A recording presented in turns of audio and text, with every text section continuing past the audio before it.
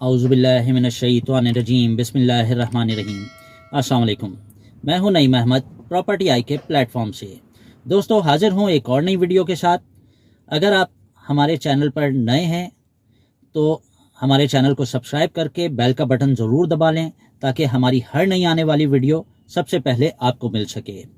दोस्तों इस वीडियो का टॉपिक इंतहाई अहम और जैसा कि हमारे पास सबसे ज़्यादा क्यूरीज मिडिल क्लास और लोअर मिडिल क्लास उन भाइयों की, उन दोस्तों की, उन बहनों की होती हैं जो कि अपने ज़ाती घर से अभी तक महरूम हैं और अरसे से जो है वो किराए के घर में ज़िंदगी गुजार रहे हैं।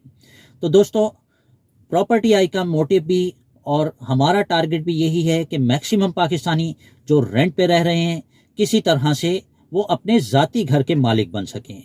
और इसी लिहाज से हम आपको इस तरह के प्रोजेक्ट्स, इस तरह की प्रॉपर्टीज़ एक्सप्लोर करके देते हैं जो कि मीडियम कॉस्ट में या लो कॉस्ट में हों, बिल्कुल नॉमिनल उनकी प्राइजेस हों और उन पे आपको किसी हद तक इंस्टॉलमेंट प्लान या कुछ आपको ऐसी फेवर मिल सके जिसमें 100% पेमेंट के बगैर ही आपको पोजेशन मिल सके और रिमेनिंग अमाउंट आप रहते हुए पे कर सकें। लेकिन उसके लिए आपके कॉन्सेप्ट्स क्लियर होना बहुत ज़रूरी हैं। और ये चीज़ मैं इसलिए कहना चाहूँगा, इसलिए आप सबसे शेयर करना चाहूँगा क्योंकि हमारे पास मेजॉरिटी क्यूरीज ऐसी हैं जिसमें हमारे भाई बहन ये समझ रहे हैं कि जी इंस्टॉलमेंट के घर का मतलब बिल्कुल वैसा ही जैसा कि रेंट का घर। अगर मैं एक रेंट के घर में रहता हूँ और उस घर की जो प्राइस है वो 2 करोड़ रुपए है और मैं उस डबल स्टोरी घर के एक फ्लोर पे रहता हूँ, तो इट्स मीन कि एक फ्लोर की जो प्राइस हो गई इन एवरेज वो 1 करोड़ रुपए हो गई। और उस लिहाज से उसका जो रेंट मैं पे कर रहा हूँ वो एक फ्लोर का पे कर रहा हूँ, ना कि पूरे घर का।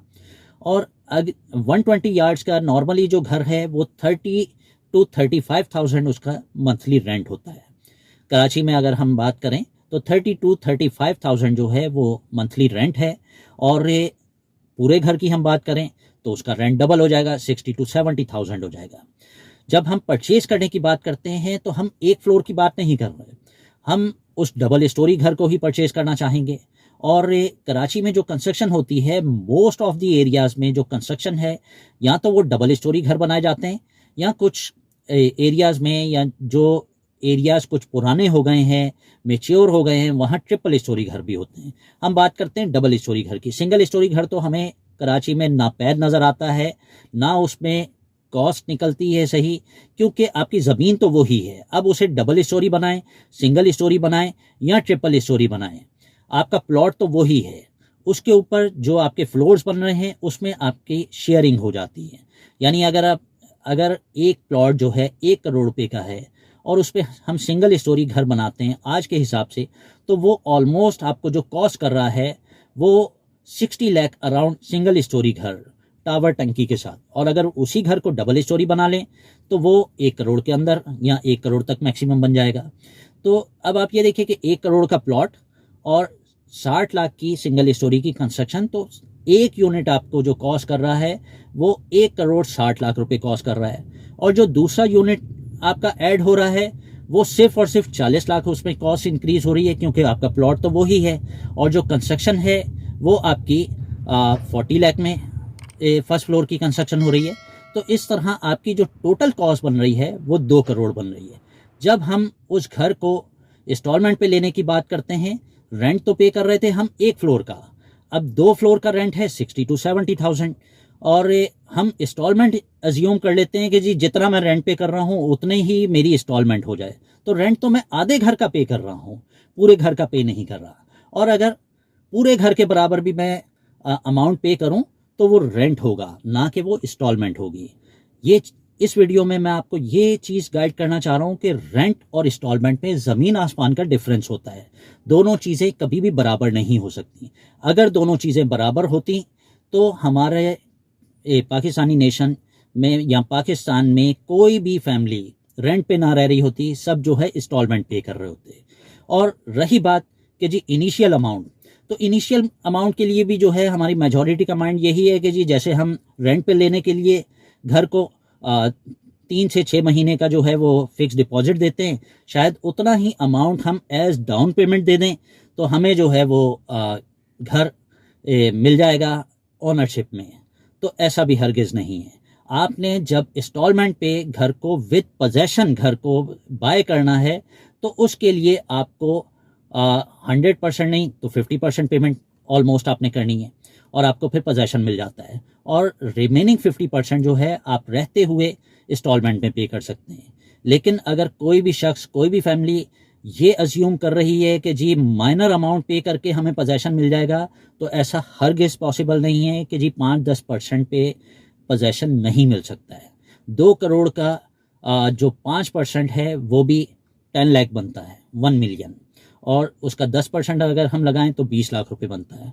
लेकिन हमारे पास जो क्यूरीज होती हैं वो बिल्कुल इसी तरह से होती हैं कि जैसे रेंट पे घर लेने के लिए 2-3 लाख रुपए, 4 लाख रुपए डिपॉजिट दिया जाता है, जैसा कि एक फ्लोर अगर उसका 30,000 मंथली रेंट है तो उसके 6 मंथ्स का जो फिक्स डिपॉजिट है वो 1,80,000 बनता है, और उसमें कुछ फेवर मिल जाती है तो राउंड ऑफ 1.5 लाख रुपए जो है उसका डिपॉजिट हो जाता है। 2 फ्लोर का जो है उस हिसाब से 3 लाख रुपए जो है डिपॉजिट हो गया।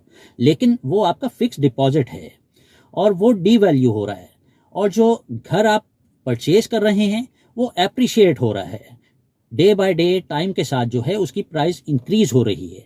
अगर हम कराची के किसी भी नॉर्मल से एरिया की बात करें, जैसा कि नाज़माबाद हो गया या नॉर्थ नाज़माबाद हो गया, नॉर्थ नाज़माबाद का जो एरिया है वो अराउंड 50 ईयर्स उसे हो चुके हैं डेवलप हुए हुए, और 50 साल से लोग वहाँ रह रहे हैं, और 50 साल पहले अगर वहाँ घर कुछ हज़ार का था तो आज लाखों में भी नहीं है, करोड़ों में है उसकी प्राइस।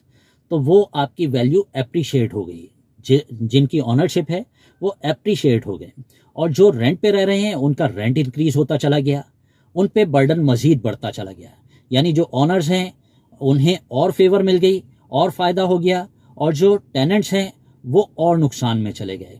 तो प्रॉपर्टी एआई के प्लेटफॉर्म से मैं हमेशा जो है आप भाइयों को, आप दोस्तों को यही गाइड करना चाहता हूँ कि किसी न किसी तरह से स्ट्रॉन्ग प्लानिंग करते हुए अपने ज़ाती घर के ऑनरशिप की प्लानिंग करें, उस ख्वाब को किसी ना किसी तरह पूरा करें। ये ना देखें कि जी मैं रेंट पे 2 करोड़ के घर में रह रहा हूँ तो मैं परचेज भी किसी तरह से डायरेक्ट 2 करोड़ का ही घर कर लूँ, तो ये ख्वाब रह जाता है।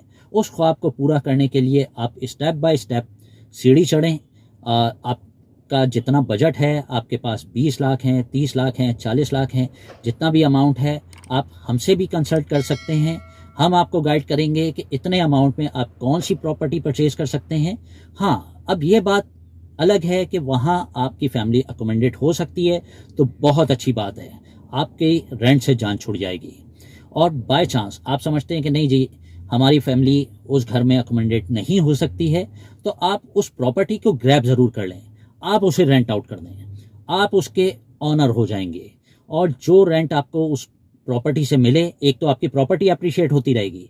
जो आपने आज 30 लाख का या 40 लाख का घर परचेज किया है या उसमें कुछ इंस्टॉलमेंट के ऑप्शंस हैं उसे अवेल किया है, तो वो आपकी प्रॉपर्टी अप्रिशिएट होना शुरू हो जाएगी जल्द ही।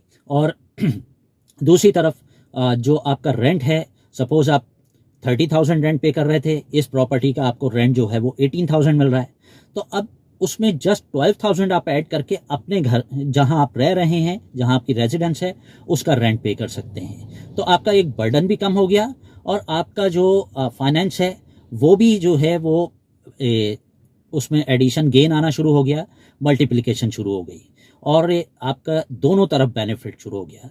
तो लिहाजा आप इस वीडियो के ज़रिए मैंने आपको जो चीज़ें गाइड की उन्हें अंडरस्टैंड करने की कोशिश करें, और फौरी तौर पे अपनी प्लानिंग को जो है स्ट्रांगली इस तरफ डाइवर्ट करते हुए, या आप अपने कंसल्टेंट से या अपने फ्रेंड सर्कल में जो लोग इन चीज़ों को समझते हों उनसे डिस्कस करना चाहें, हमसे डिस्कस करना चाहें, हमें कमेंट सेक्शन में आप मेंशन कर सकते हैं, हमें व्हाट्सएप नंबर पे जो है वो मैसेजेस कर सकते हैं।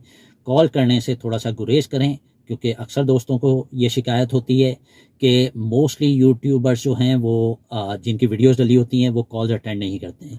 उसमें दो तरह के लोग होते हैं। एक वो लोग जिनका प्रॉपर्टी से कोई कंसर्न नहीं है, वो सिर्फ व्लॉगिंग करना चाहते हैं, अपनी वीडियोस को प्रमोट करना चाहते हैं, तो वो ऐसी वीडियोस या ऐसी चार्मिंग उसमें जो है हेडिंग्स लगाते हैं कि हर कोई उस वीडियो को क्लिक करता है, और जब उन्हें कॉल की जाती है तो फ़ोन कोई अटेंड करने वाला होता नहीं है। और दूसरे यूट्यूबर्स वो हैं जो कि आपके साथ सिंसियर हैं, आपको सपोर्ट करना चाहते हैं, आपको प्रॉपर्ली गाइड करना चाहते हैं, लेकिन बिला वजह की कॉल से तंग आके वो भी आपकी कॉल्स को अटेंड करना छोड़ देते हैं। आप वीडियो को पूरा ज़रूर देखा करें ताकि आपको प्रॉपर्ली गाइडलाइन मिल सके। अगर कोई क्यूरी हो तो उसे मैसेज में मेंशन करें। और यही चीज़ मैं अपने चैनल पे भी रिक्वेस्ट करूँगा कि आप हमें कॉल करने से गुरेज करें, हमें मैसेज करें, और हम आपको मैसेज पे जवाब देंगे, और थोड़ा सा पेशेंस रखा करें। हमारे पास सैकड़ों हज़ारों मैसेजेस होते हैं अल्हम्दुलिल्लाह, और हमारी कोशिश ये होती है कि हर मैसेज, हर कमेंट पे रिप्लाई ज़रूर किया जाए, लेकिन ये थोड़ा सा टाइम टेकन प्रोसेस होता है। आप तो सिंगल पर्सन बैठ के मैसेज कर रहे हैं, लेकिन जिन्हें मैसेज कर रहे हैं उनके पास हज़ारों मैसेजेस हैं, तो उन मैसेजेस का रिप्लाई करने में कुछ घंटे या कुछ टाइम लग सकता है। तो आप पेशेंस रखें, आपको रिप्लाई ज़रूर आएगा हमारे चैनल पे।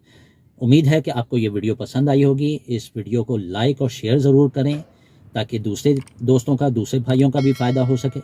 इंशाल्लाह बहुत जल्द नई वीडियो के साथ फिर हाजिर होऊंगा। अब मुझे इजाज़त दीजिए। अल्लाह हाफिज़।